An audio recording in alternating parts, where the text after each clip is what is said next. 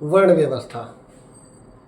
व्यवस्था कहना गलत है इस चीज़ को, क्योंकि व्यवस्था एक वो चीज़ होती है जो किसी चीज़ को सही सुचारू रूप से करके बनाई जाती है। हमारा एक रीत है जातिवाद के नाम पर, कभी वर्ण के नाम पर इसको कहकर बहकाया जाता है, कभी जातों के नाम पर लाया जाता है। कुल मिलाकर इंसान से इंसान में फ़र्क करने की एक प्रथा है, जाति प्रथा। व्यवस्था नहीं है। हमारे देश के विद्वानों का मानना है कि ये वर्ण व्यवस्था तो भगवान की देन है, ऊपर वाले की देन है, और उन किताबों में वर्णित है जिन किताबों ये कहता है कि अपौरुषीय हैं। मतलब वो किताबें किसी पुरुष ने नहीं लिखी है, किसी स्त्री ने नहीं लिखी है, किसी इंसान ने नहीं लिखी हैं।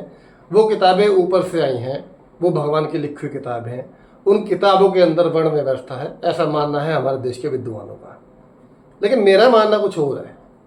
मेरा मानना है कि ये जो जाति व्यवस्था है, वर्ण व्यवस्था है, ये कोई भी कुदरत, भगवान, ईश्वर, अल्लाह, कोई भी किसी के बनाए नहीं हो सकते हैं। क्योंकि कुदरत ने या भगवान ने जिस भी चीज़ को बनाया उसे आप देखकर पहचान सकते हैं। मैं आपके सामने दो व्यक्तियों के फोटो रखूं, एक आप देखकर बता सकते हैं कि ये लड़का है, ये लड़की है, ये स्त्री है, पुरुष है। मैं कोई भी दो पेड़ के फोटो रखूं तो अगर आप उनके नाम भी नहीं जानते होंगे तो उन दो पेड़ों को ये जरूर बता सकते हैं कि हाँ ये अलग अलग पेड़ है, ये एक ही प्रजाति के पेड़ है।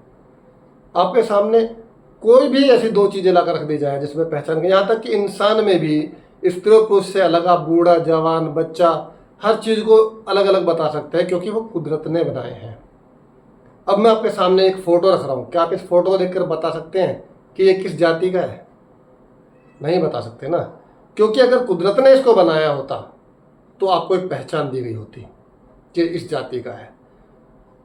तो मेरा सवाल उन लोगों से है जो इस दावे को ठोकते हैं कि ये व्यवस्था, चाहे वो वर्ण व्यवस्था कहते हो, चाहे जाति प्रथा हो, वो कुछ भी हो, अगर वो दावा करते हैं कि भगवान ने इसको बनाया, उनकी किताबों में लिखा है, वो किताबें अपौरुषीय हैं, तो मुझे बताइए कि उसमें पहचान क्यों नहीं है? क्यों एक शूद्र अपने पीछे झाड़ू लेकर और कमर में हांडी लेकर पैदा नहीं होता, और क्यों एक तथाकथित उच्च वर्ग का चोटी लेकर पैदा नहीं होता? नहीं हो सकता ना, क्योंकि ये व्यवस्था, ये प्रथा, ये नीच प्रथा यहाँ पर जन्मी, यहाँ उसको बढ़ावा दिया गया, और इस कदर तक बढ़ावा दिया गया आज तक भी नए कपड़े पहनने पर इंसान को मार दिया जाता है।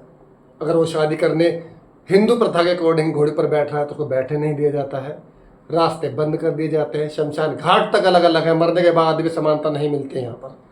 तो इस प्रथा पर मेरा सवाल है, जिसको व्यवस्था कहते हैं, और मेरा सवाल नहीं, मेरा सीधा सीधा जवाब है।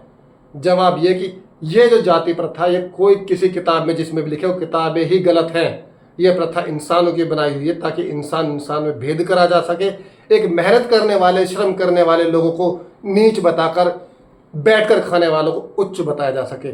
तथाकथित उच्च कहने वाले लोगों की ही ये करतूत है जो जाति व्यवस्था बनाई गई है। किसी कुदरत ने, किसी भगवान ने, किसी ईश्वर ने, किसी अल्लाह ने जाति व्यवस्था को नहीं बनाया है।